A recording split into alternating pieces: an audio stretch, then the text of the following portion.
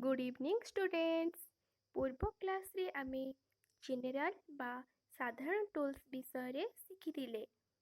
आज आमे special tools, measuring tools और इलेक्ट्रिकल टूल्स बा इक्विपमेंट विषय शिखिबा। मोटर यान और एहार विभिन्न यंत्रांश विषय पढ़िबा बेले आमे जानिले जे मोटर गाड़ी विभिन्न छोट और बड़ यंत्र को नहीं संगठित होइथाए। एहाकू खोली सजाड़िबा समय रे केतेक स्पेशल टूलर आवश्यकता पड़िथाए, जहा द्वारा कम समय लागे और सहजरे कार्य हासिल होइथाए। आमे व्यवहार करुथिबा किछि साधारण टूल्स विषय एबे आमे जानिबा। Fast universal clutch holding tool.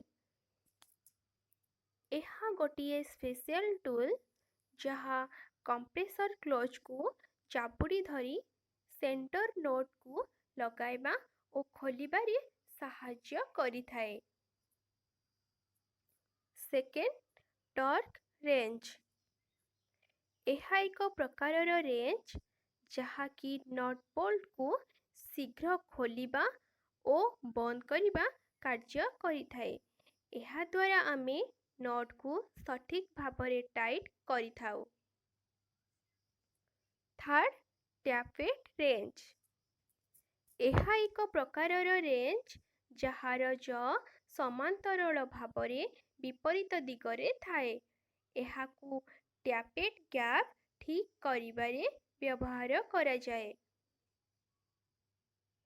Four, flywheel puller. ଏହା ଏକ ପ୍ରକାର ଟୁଲ୍ ଯାହା ଇଞ୍ଜିନର ଫ୍ଲାଏ ହୁଇଲକୁ କାଢ଼ିବାରେ ବ୍ୟବହାର କରାଯାଏ। ଏହାକୁ ସଠିକ୍ ଭାବରେ ବ୍ୟବହାର ନ କଲେ ଭାଙ୍ଗିଯିବାର ସମ୍ଭାବନା ଥାଏ। ଏବେ ଆମେ ମୋଟର ଯାନ ସଜାଡ଼ିବାରେ ବ୍ୟବହାର ହେଉଥିବା ମେଜରିଂ ଟୁଲ୍ସ ବିଷୟରେ ଶିଖିବା। ଗ୍ୟାରେଜ ବା ୱାର୍କସପରେ ଗାଡ଼ି ଠିକ୍ କରିବା ସମୟରେ ମେଜରିଂ ଟୁଲ୍ସର ଭୂମିକା ଗୁରୁତ୍ୱପୂର୍ଣ୍ଣ ଥାଏ।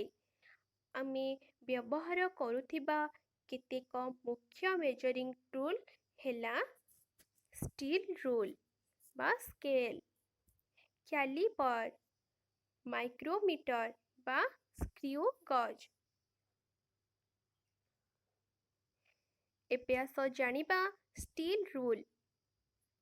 ଏହା ଏକ ଷ୍ଟିଲ୍ ନିର୍ମିତ ସ୍କେଲ୍ ଯାହାକୁ ଆମେ ଗାର ଟାଣିବା ଓ ଲମ୍ବ ମାପିବାରେ ବ୍ୟବହାର କରୁ। ତାପରେ ଜାଣିବା ଆମେ କ୍ୟାଲିପର।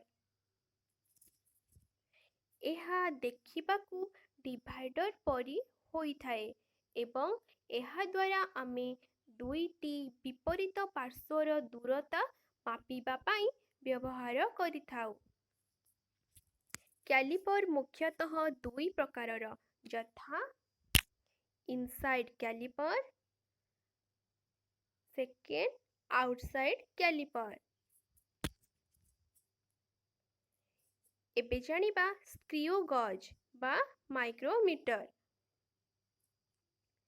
ଏହା ଦ୍ୱାରା ଆମେ ମୁଖ୍ୟତଃ ଷ୍ଟିଲ୍ ୱେୟାର ଓ ଆଇରନ୍ ରଡ୍ର ମୋଟେଇ ମାପିବାରେ ବ୍ୟବହାର କରିଥାଉ। ଏହା ବ୍ୟତୀତ ମୋଟର ଯାନରେ ବିଭିନ୍ନ ବୈଦ୍ୟୁତିକ ମାପଯନ୍ତ୍ର ବ୍ୟବହାର କରାଯାଏ, ଯାହାଦ୍ୱାରା ଗାଡ଼ିର ଭୋଲ୍ଟେଜ, କରେଣ୍ଟ, ସ୍ପିଡ୍ ଓ ତରଳ ପଦାର୍ଥର ସାନ୍ଦ୍ରତା ମାପିଥାଉ।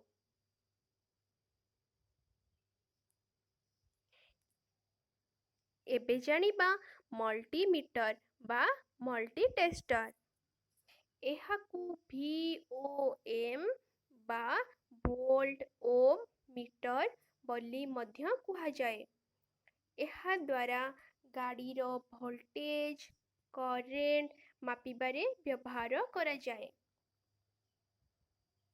ତାପରେ ଜାଣିବା ଟ୍ୟାକୋମିଟର।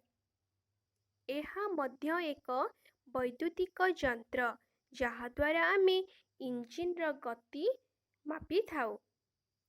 ଏହା ବ୍ୟତୀତ ଗାଡ଼ିର ଘଣ୍ଟା ପ୍ରତି ବେଗ ମଧ୍ୟ ମାପିବାରେ ସାହାଯ୍ୟ କରେ। ତାପରେ ଜାଣିବା ହାଇଡ୍ରୋମିଟର। ଏହା ଏକ ପ୍ରକାରର ଯନ୍ତ୍ର ଯାହାକି ତରଳ ପଦାର୍ଥର ସାନ୍ଦ୍ରତା ମାପିବାରେ ସାହାଯ୍ୟ କରିଥାଏ। ଆଜି ପାଇଁ ଏତିକି।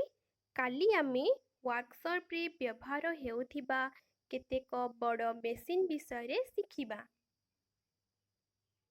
Good night, all the best.